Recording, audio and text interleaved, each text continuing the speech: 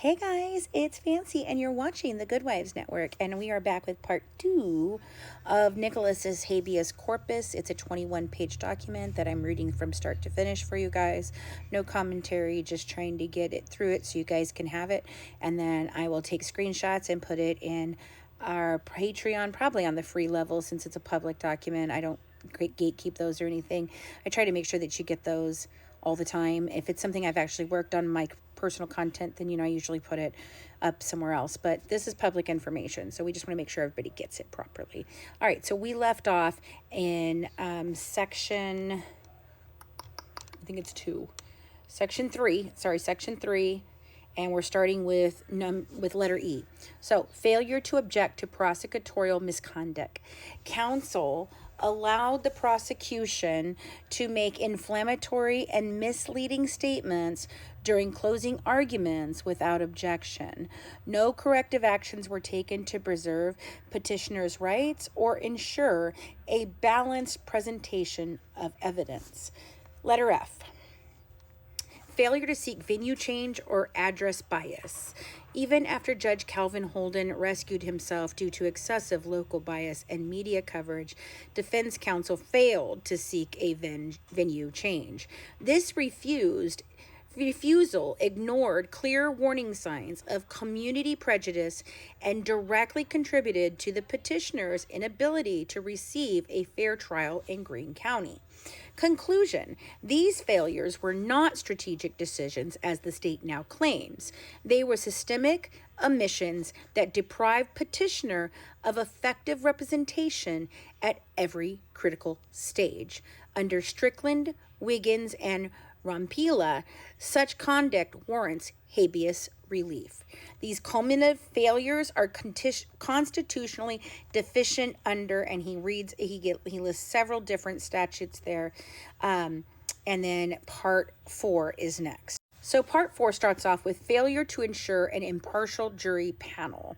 On November 8th, 2018, approximately 80 veneer persons were called for jury service in petitioner's trial. The trial court asked whether any of them had heard from any sources, read from any source, or seen on television or the internet anything about this murder, this trial, or about Mr. Godejohn prior to that morning. The response was so overwhelming that the court reversed the question and instead asked how many had not heard of anything about the case. Only 13 veneer persons raised their hands, meaning 67 out of 80, or approximately 84%, had prior exposure to this case. Of those 67 with prior exposure, the court then asked how many had already formed an opinion about petitioner's guilt or innocence. 19 individuals, roughly 1/3 of those exposed, confirmed that they had already formed such an opinion. Despite these staggering numbers indicating panel-wide bias, trial counsel failed to take any remedial steps. Notably, 3 prospective jurors admitted during voir dire that they had watched documentary programs, 5 of them, about the case and had already formed the belief that petitioner was guilty. Despite this, counsel neither moved to strike those jurors for cause nor demanded a mistrial or a venue change. In fact, 87% of jurors indicated some form of bias or prejudgment, many citing media exposure. This failure demonstrates an abdication of the most basic responsibility to ensure an impartial jury. Despite this overwhelming evidence of taint, trial counsel did not move to strike these biased jurors for cause, did not object to the tainted panel, did not move to quash the entire venue or veneer, and did not request a change of venue. Even more concerning, 3 of the biased jurors were ultimately seated, and defense counsel raised no objections. This is not merely ineffective representation, it constitutes a fundamental violation of petitioners' rights under the 6th and 14th Amendments. The voir dire record demonstrates clear and measurable jury taint, sufficient under both Missouri and federal standards to warrant quashing the entire panel and retrying the case in a new venue. So he's got under federal laws here and under Missouri state laws here. And it goes on to say trial counsel's failure to act under these circumstances stripped the petitioner of one of the most basic guarantees of due process, an impartial jury. All right, so number 5 goes into due process and jury bias. The record shows an alarming failure to safeguard petitioner's constitutional right to an impartial jury. As early as January 11, 2016, prior to Gypsy's plea deal, less than 1 year from the date of offense, Judge Calvin Holden expressed concern about the ability to seat a jury in Greene County.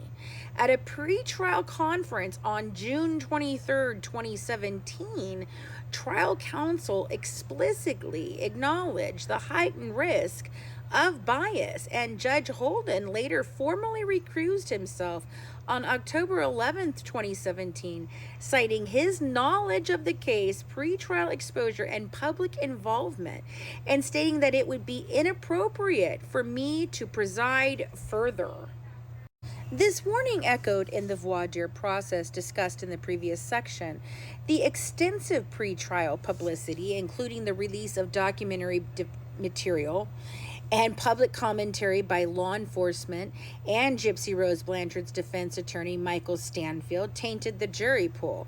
Not to mention that Mr. Patterson appeared in those documentaries as well, toting the false narrative and supporting Gypsy Rose's false everything. Petitioner's trial was not insulated from public influence. The prosecution knowingly allowed a distorted and incomplete version of events to dominate the courtroom. Part 6. Prosecutorial misconduct and evidence suppression. Prosecutor Dan Patterson denied the defense the opportunity to introduce critical exculpatory evidence, which in turn denied petitioner a fair trial by willfully suppressing and excluding key exculpatory evidence. This included but was not limited to the following. Video messages from Gypsy Rose Blanchard demonstrated that she orchestrated the crime, provided detailed instructions, and exercised control over petitioner's actions. Sexually explicit communications that reinforced her use of seduction, fantasy, and emotional manipulation to exert control over petitioner. These materials directly counter the narrative that the petitioner was the primary aggressor and instead support and illustrate a pattern of coercive control by the co-defendant. Medical records and psychological history of the co-defendant, which could have impeached her credibility and supported a defense theory of manipulation, premeditation, and willful deception.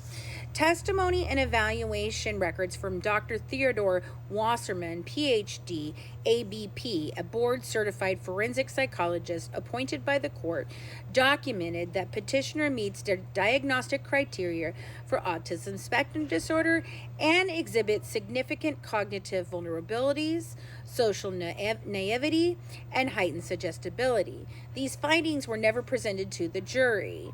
Instead, the prosecution not only failed to accommodate or acknowledge these expert conclusions, but intentionally excluded them from the trial, choosing instead to rely on testimony from individuals such as Dr. Franks, a state psychiatrist with no formal specialization in autism spectrum disorders. Have a good one from The Good Wife, serving up true crime one dish at a time. Come back for part 3, where we will pick up in part 6, and it is all about the testimony and Dr. Franks and Dr. Wasserman. See you in a minute.